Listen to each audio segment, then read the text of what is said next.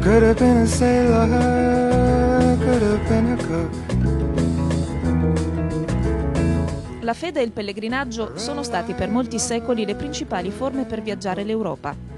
Per intere generazioni si sono percorsi migliaia di chilometri, per lo più a piedi, per raggiungere mete sacre, attraverso itinerari lungo i quali gli ordini religiosi hanno realizzato le prime forme di ospitalità.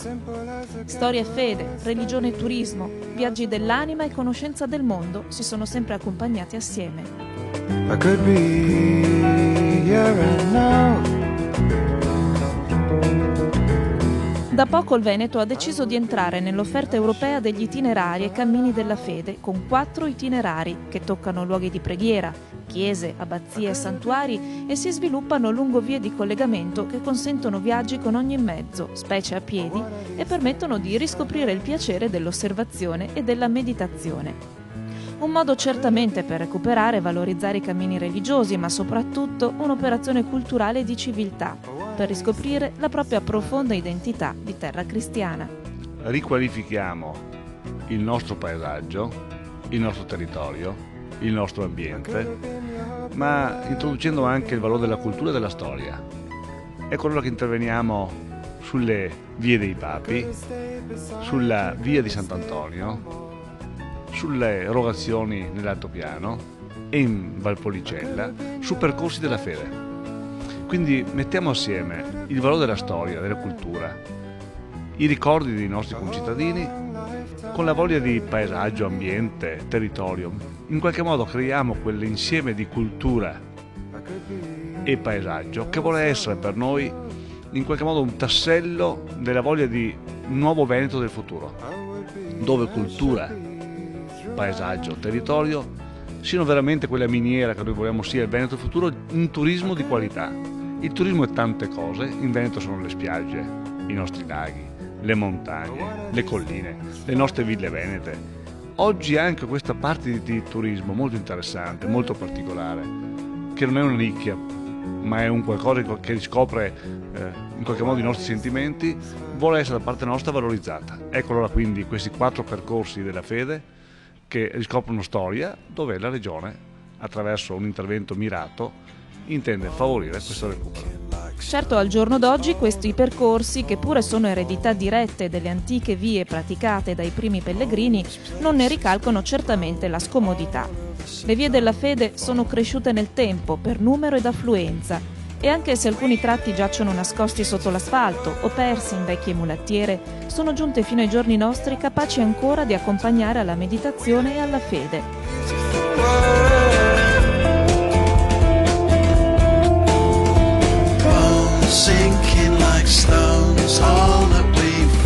I nuovi itinerari della fede riproposti dal Veneto e recuperati con un progetto regionale in fase di definizione sono 4. Il cammino di Sant'Antonio, che ripercorre l'ultimo viaggio del santo da Campo San Piero a Padova, la via dei Papi, che si sviluppa sui luoghi di nascita di Giovanni Paolo I, Gregorio XVI e Pio X e dei soggiorni estivi dei papi Giovanni Paolo II e Benedetto XVI, il percorso delle erogazioni nell'altopiano di Asiago e infine gli itinerari della Valpolicella sulle tracce della via Claudia Augusta.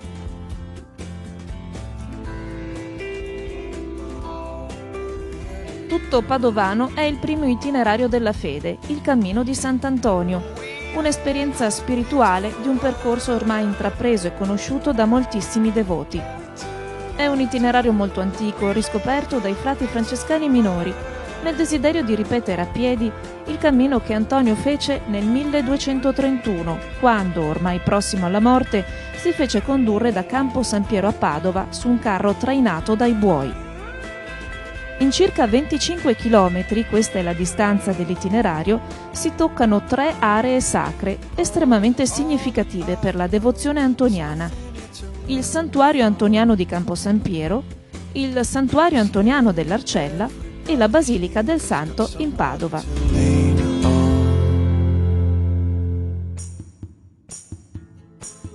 Il percorso, che a piedi richiede circa 6 ore, regolarmente percorse da tantissimi fedeli ogni anno, ricalca una storia più antica, proponendo anche un altro livello di esperienza, quello storico-archeologico.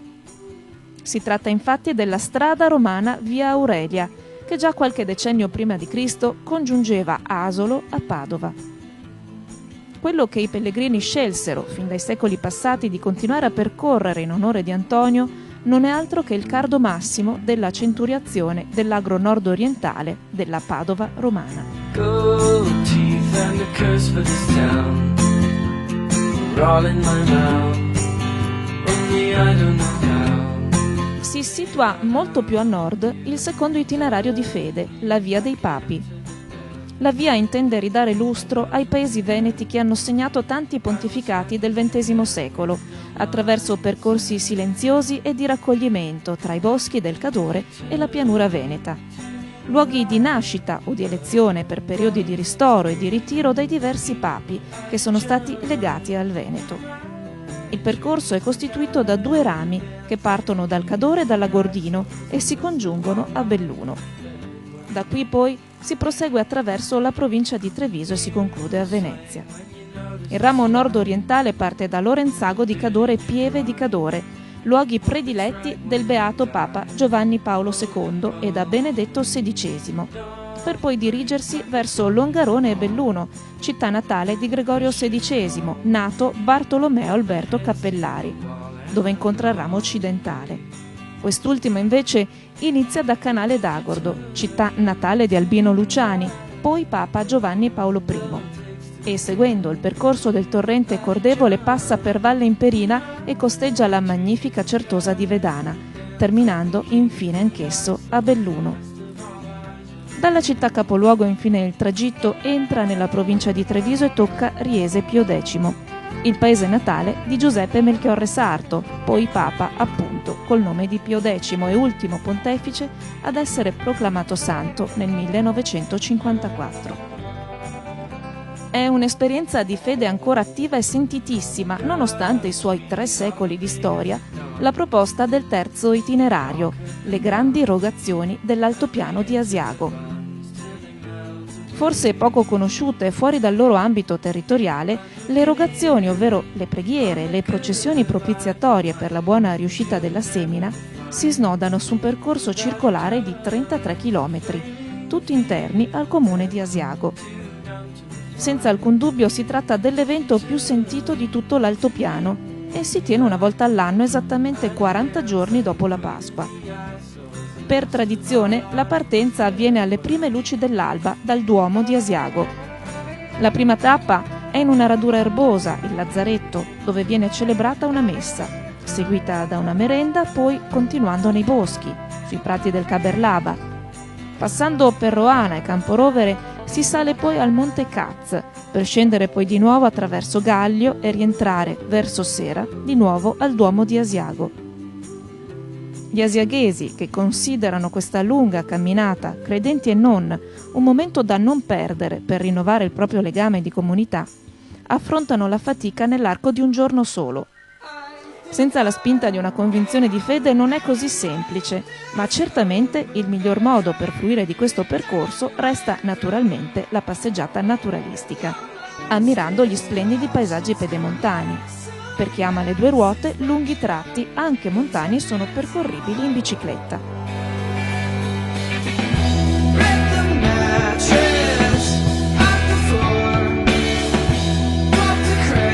L'ultimo itinerario della fede in Veneto ci porta ad ovest, verso la Val Policella. A metà strada tra pianura padana ed Alpi, questi luoghi sono sempre stati importanti vie di comunicazione. Numerosi ritrovamenti archeologici hanno dimostrato la presenza dell'uomo fin dall'età della pietra. Ma la Val Policella è ricca anche di altre testimonianze dell'epoca romana, come una pietra miliare presso Arbizzano che autorizza a pensare che da qui passasse appunto la via Claudia Augusta Padana, anche se non si è riusciti ancora a ricostruirne con precisione l'esatto tragitto.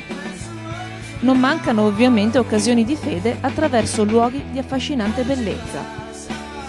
Si parte da Marano di Valpolicella con la chiesa di Santa Maria di Valle Verde, la chiesa vecchia di Vacalo presso Fumane, dove si può visitare anche la chiesa di Santa Maria del Degnano. Tra i luoghi più suggestivi, la pieve di San Giorgio a Sant'Ambrogio di Valpolicella, in assoluto il tempio più antico del territorio, con i suoi 1300 anni di storia. L'itinerario termina con un'altra antica pieve del X secolo, quella di San Floriano in San Pietro in Cariano.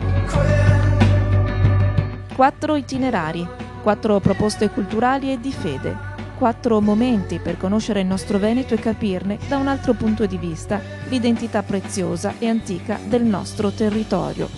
Sono questi gli itinerari della fede.